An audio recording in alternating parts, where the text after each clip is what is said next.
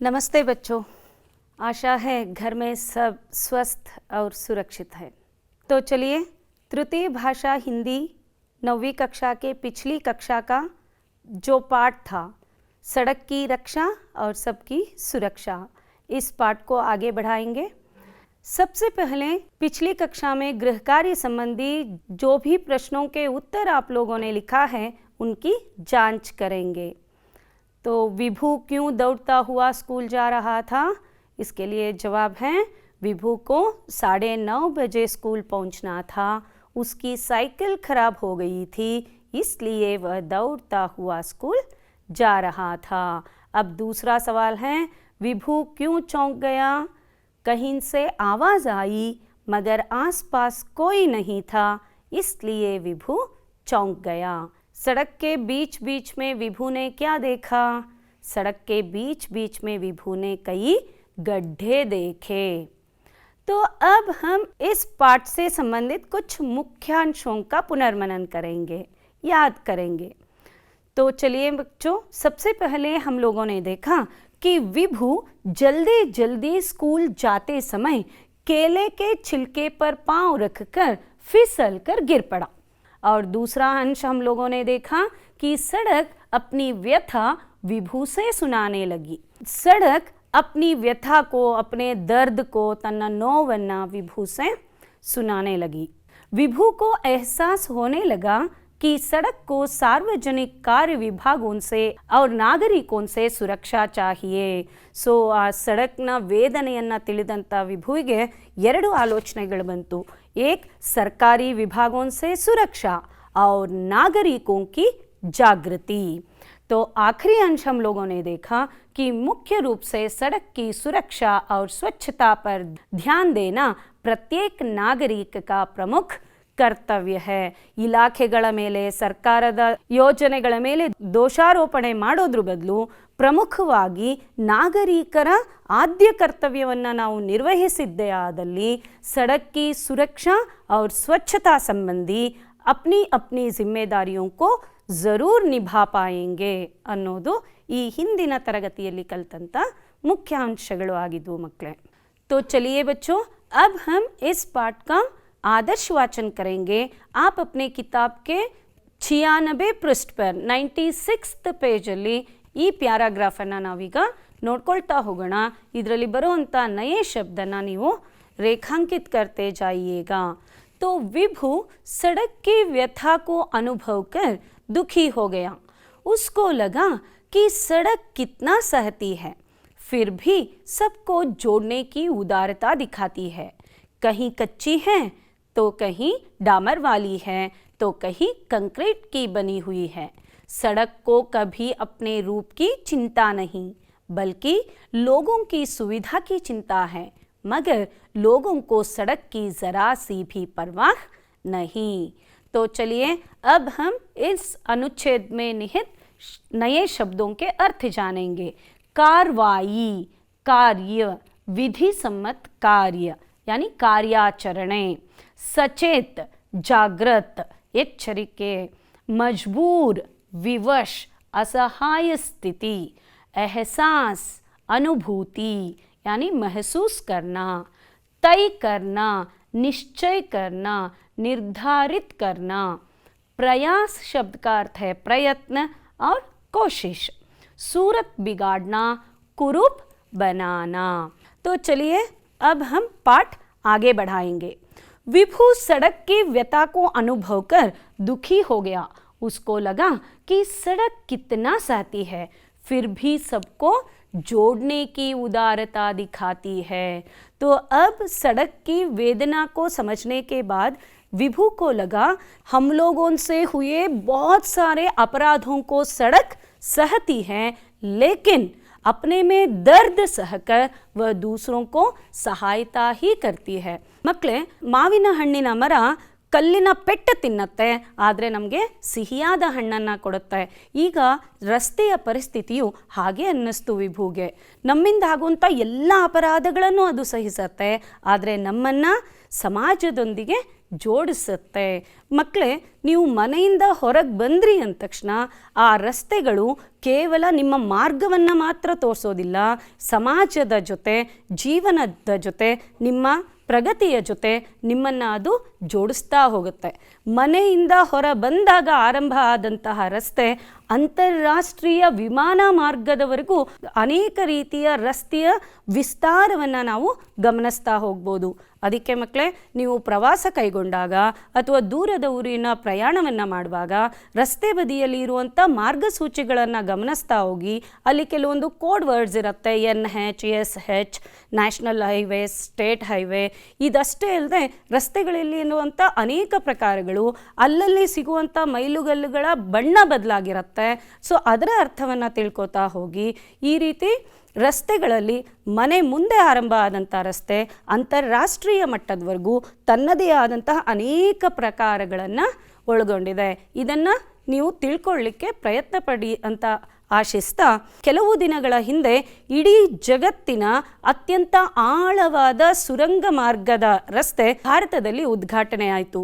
ಇದು ಹಿಮಾಚಲ್ ಪ್ರದೇಶನ ರೋಹಿತ್ನಾಗ್ ಟ್ಯುನಲ್ ಅಂದರೆ ರೋಹಿತ್ನಾಗ್ ಸುರಂಗ ಮಾರ್ಗ. ಲೇಹಿಂದ ಮನಾಲಿವರೆಗೂ ಸುಮಾರು 9.2 ಕಿಲೋಮೀಟರಷ್ಟು ಆಳವಾದ ಸುರಂಗ ಮಾರ್ಗವನ್ನು ಇಡೀ ಜಗತ್ತಿನಲ್ಲಿಯೇ ಪ್ರಪ್ರಥಮವಾಗಿ ಅತ್ಯಂತ ಆಳವಾದ ಸುರಂಗ ಮಾರ್ಗವನ್ನು ನಮ್ಮ ಭಾರತದಲ್ಲಿ ಉದ್ಘಾಟನೆ ಮಾಡಲಾಯಿತು.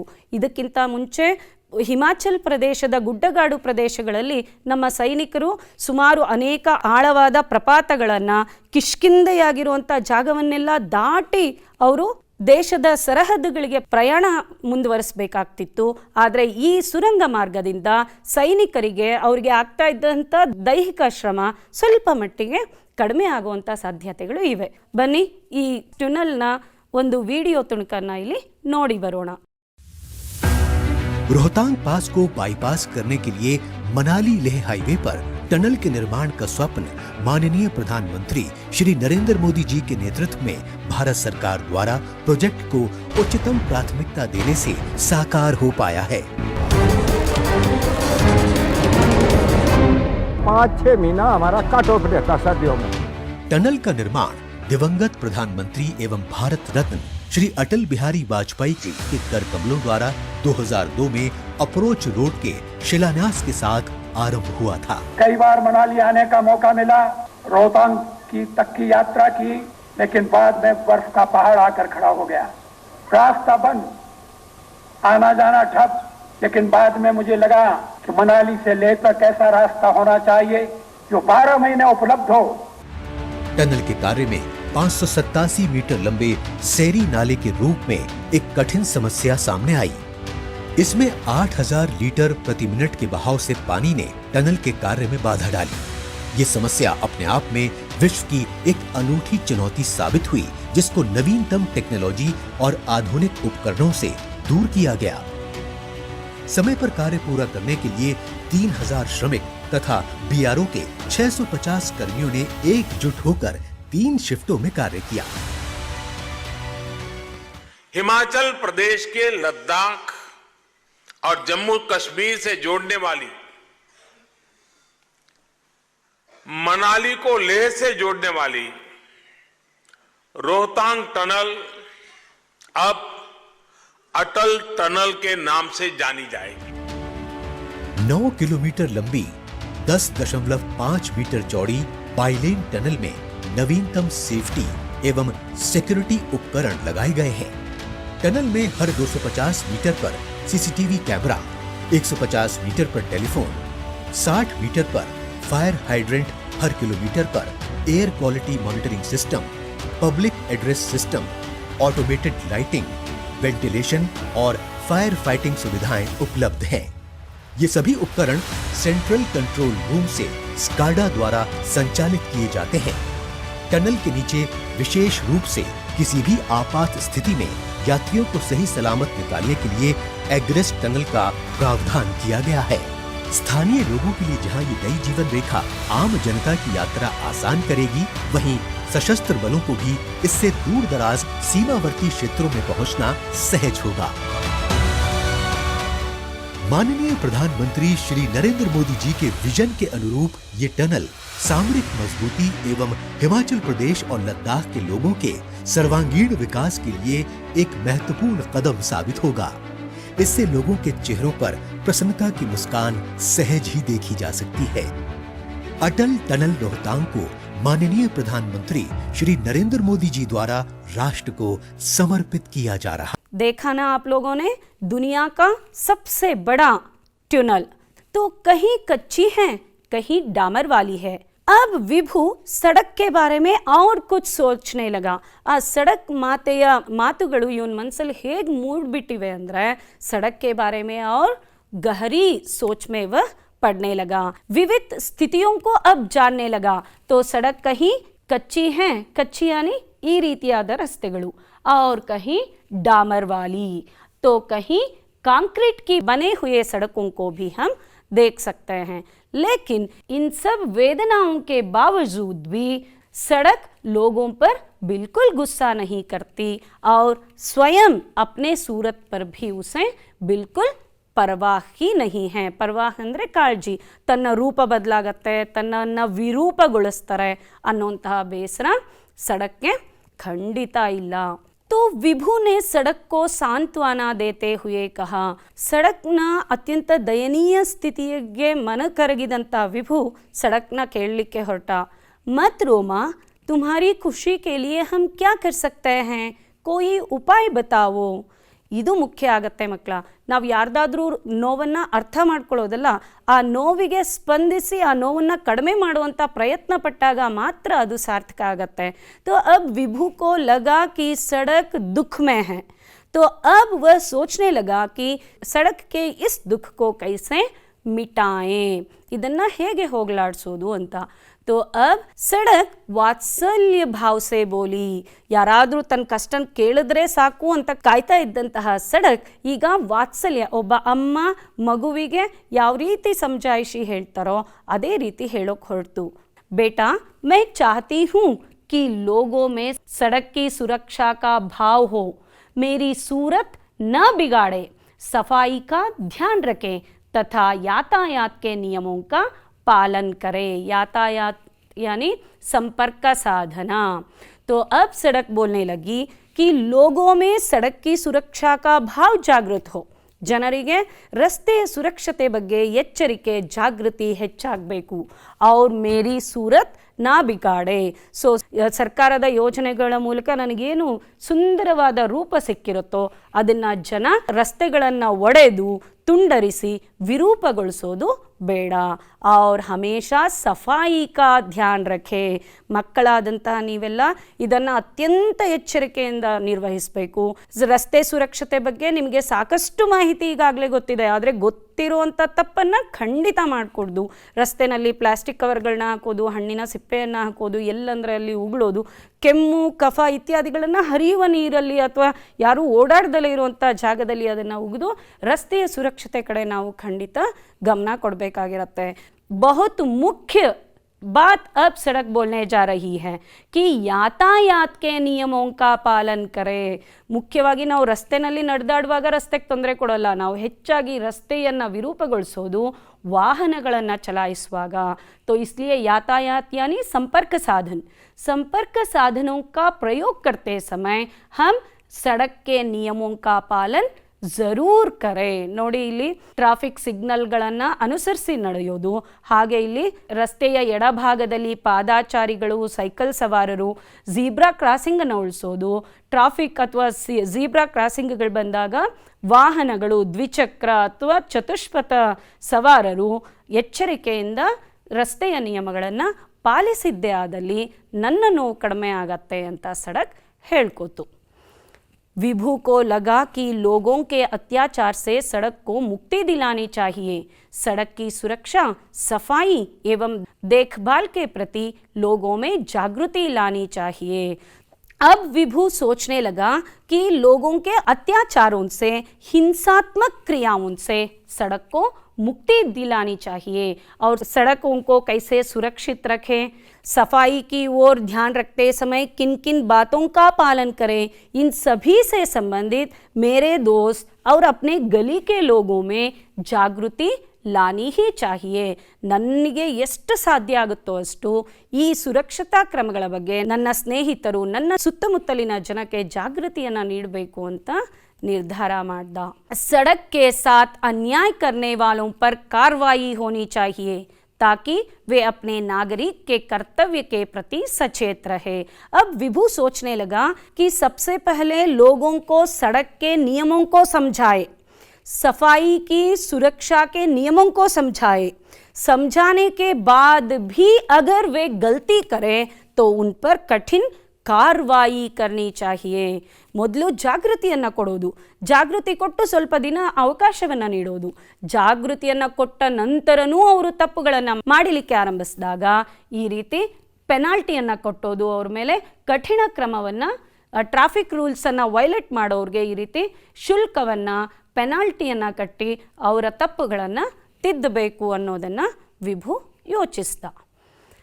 लोगों को यह सोचने के लिए मजबूर करना चाहिए कि सड़क की सुरक्षा में सरकारी विभागों के साथ उनका भी सहयोग रहे.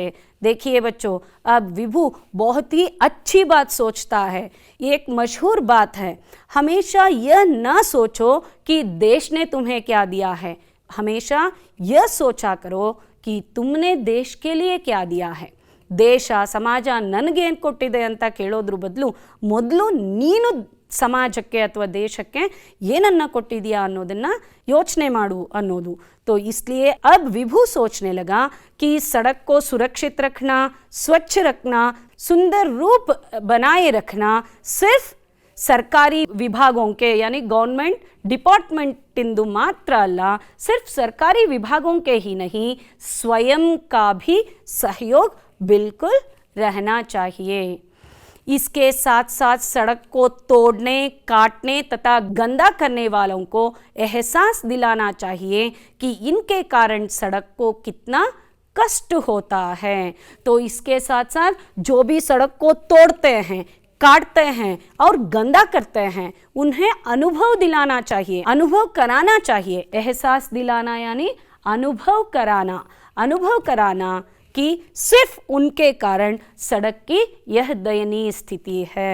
ಯಾರು ಆ ತಪ್ಪುಗಳನ್ನು ಮಾಡ್ತಾರೋ ಅವರ ದುರ್ನಡವಳಿಕೆಯಿಂದ ಈ ರೀತಿ ರಸ್ತೆ ದಯನೀಯವಾಗಿ, ಶೋಚನೀಯವಾಗಿ ತನ್ನ ಪರಿಸ್ಥಿತಿಯನ್ನು ಅನುಭವಿಸ್ತಾ ಇದೆ ಅನ್ನೋದನ್ನು ಅವರಿಗೆ ಮನವರಿಕೆ ಮಾಡಿಕೊಡ್ಬೇಕಾಗತ್ತೆ. ಮಕ್ಕಳೇ, ಹಾಗೆ ನೋಡೋದಾದರೆ ಭಾರತದಲ್ಲಿ ಪ್ರಕೃತಿಯನ್ನು, ತಮಗೆ ಅನುಕೂಲಿಸುವ ಸುತ್ತಲಿನ ವಾತಾವರಣವನ್ನು ಗೌರವದ ದೃಷ್ಟಿಯಿಂದ ಕಾಣೋದು ಹೊಸ ವಿಷಯ ಅಲ್ಲ. ಇದು ಭಾರತೀಯರ ಸಂಸ್ಕಾರ. ಒಮ್ಮೆ ಸುಭಾಷ್ ಚಂದ್ರ ಬೋಸ್ ಅವರು ಜರ್ಮನಿಯ ಒಂದು ಕಾರ್ಯಕ್ರಮದಲ್ಲಿ ಭಾಗವಹಿಸಿರ್ತಾರೆ. ಅಲ್ಲಿ 8-10 ವರ್ಷ ವಯಸ್ಸಿನ ಒಂದು ಹುಡುಗಿ ಬಂದು ಒಂದು ರೋಸನ್ನು ಸುಭಾಷ್ ಚಂದ್ರ ಬೋಸ್ ಅವ್ರ ಕೈಯಲ್ಲಿ ಕೊಟ್ಬಿಟ್ಟು ಐ ಲವ್ ಇಂಡಿಯಾ ಅಂತ ಹೇಳಿದ್ಲು. ತಕ್ಷಣವೇ ಸುಭಾಷ್ ಸರ್ ಕೇಳಿದ್ರು, ವೈ? ಆ ಹುಡುಗಿ ಕೊಟ್ಟಂಥ ಉತ್ತರ ನೋಡಿ ಮಕ್ಕಳ, all we honour our country but Indians love their country. ಅಂದರೆ ನಾವೆಲ್ಲ ಮಾತೃಭೂಮಿಯನ್ನು ಗೌರವದ ದೃಷ್ಟಿಯಿಂದ ಕಾಣ್ತೇವೆ, ಆದರೆ ಭಾರತೀಯರು ಮಾತೃ ಸ್ವರೂಪದಲ್ಲಿ ಪ್ರೀತಿಯಿಂದ ತಮ್ಮ ಮಾತೃಭೂಮಿಯನ್ನು ಕಾಣ್ತಾರೆ ಅನ್ನೋದು ಆ ಮಗುವಿನ ಮಾತಾಗಿತ್ತು. ಗ್ರಾಮೀಣ ವಿಭಾಗದಲ್ಲಿ ರೈತರಿಗೆ ಹೊಲಗದ್ದೆಗಳು ಭೂಮಿ ತಾಯಿ ಆದರೆ ಪಟ್ಟಣದ ನಿವಾಸಿಗಳಿಗೆ, ನಗರ ನಿವಾಸಿಗಳಿಗೆ ಅಥವಾ ಗ್ರಾಮೀಣ ವಿಭಾಗದಲ್ಲೇ ಬೇರೆ ಕರ್ತವ್ಯವನ್ನು ನಿರ್ವಹಿಸುವಂಥವ್ರಿಗೆ ರಸ್ತೆಗಳು ಪೂಜನೀಯ ಭಾವದಲ್ಲಿ ಖಂಡಿತ ಕಾಣ್ ಸಿಗಬೇಕಾಗತ್ತೆ. ये सब सोचने के बाद विभू ने तय किया कि वह अपने साथियों से चर्चा करके अपने अध्यापक के मार्गदर्शन में इस दिशा में कुछ प्रयास अवश्य करेगा. ಮಕ್ಕಳೇ, ಇಂದಿನ ವಿದ್ಯಾರ್ಥಿಗಳೇ ನಾಳಿನ ಪ್ರಜೆಗಳು. तो जागृति अब बच्चों में यानी विद्यार्थियों में सबसे पहले आना चाहिए. तो इसलिए विभू ने तय किया, तय करना यानी निश्चय करना, निश्चय किया कि अपने अध्यापक और अपने दोस्तों के साथ मिलकर अपने पाठशाला के आसपास के सड़कों को कैसे सुरक्षित रखे, स्वच्छ रखे और पाठशाला के आसपास वाले सड़कों को कैसे सुंदर बनाए. ತಾನು ಮೊದಲು ತನ್ನ ಶಾಲಾ ಆವರಣ, ಶಾಲೆಯ ಹೊರಗಿನ ಸುತ್ತಮುತ್ತಲಿನ ಪರಿಸರವನ್ನ ಶುಭ್ರ, ಸ್ವಚ್ಛ, ಸುಂದರಗೊಳಿಸಬೇಕು ಅಂತ ನಿರ್ಧರಿಸಿದ. इसलिए उसने मन बना लिया कि आज ही वह अपने दोस्तों और अध्यापकों से ज़रूर इसके बारे में बात करेगा। तो इस प्रकार सोचते सोचते वह स्कूल की ओर चल पड़ा। भले ही चलने में उसे थोड़ी देर हो गई थी, तो अब उसे फिर से सड़क की सब व्यथा सुनने के बाद और उस व्यथा को कम करने के मार्गों को सोचने के बाद उसे याद आ गया कि उसे स्कूल के लिए निकलना है। इसी तरह सोचते सोचते वह अपनी स्कूल की ओर निकल पड़ा।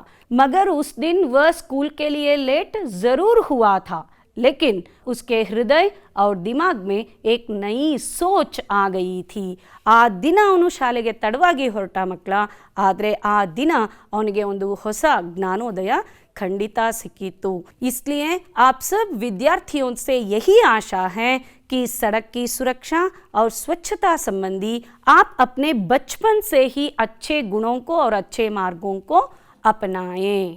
तो चलिए बच्चों, अब हम अपने आसपास के वातावरण को अगर स्वच्छ और शुभ्र रखेंगे तो सारा देश कैसे जगमगा उठेगा, इससे संबंधित एक गाना अब हम सुनेंगे। दम दमक दम दम दम केदार इंडिया, चम चमक चम चम चम केदार इंडिया। अब उठो देश के भाग जगाने हैं हमको, निर्मल निर्मल कुछ गीत रचाने हैं हमको। अब उठो देश के भाग जगाने हैं हमको, निर्मल निर्मल कुछ गीत रचाने हैं हमको। बनकर धारा बहना है हमको दगल दगल, बसती बसती गाँव गली और हर एक नगर नगर, स्वच्छता की जोत जागी रे जागी रे जागी रे, स्वच्छता की जोत जागी रे जागी रे, जोत जागी रे, जगमग जगमग सी जोत जागी रे, स्वच्छता की जोत जागी रे। दम दमक दम दम दम केदार इंडिया, चम चमक चम चम चम केदार इंडिया। जिद पे आ जाए देश मेरा, आहा देश मेरा, आहा देश मेरा, फिर देखना तुम, कोना कोना जगमग जगमग होना ही है। अब ठान के मुट्ठी कसली की बारी है, हर दिशा दिशा का मुकड़ा झट से धोना है। स्वच्छता की जोत जागी रे, स्वच्छता की जोत जागी रे जागी रे, जोत जागी रे। ओ स्वच्छता की बरखा आ गए रे, स्वच्छता की जोत जागी रे जागी रे, जोत जागी रे, जगमग जगमग सी जोत जागी रे, स्वच्छता की जोत जागी रे। दम दमक दम दम दम केदार इंडिया, चम चमक चम चम चम केदार इंडिया। दम दमक दम दम दम केदार इंडिया, चम चमक चम चम चम केदार इंडिया, केदार इंडिया।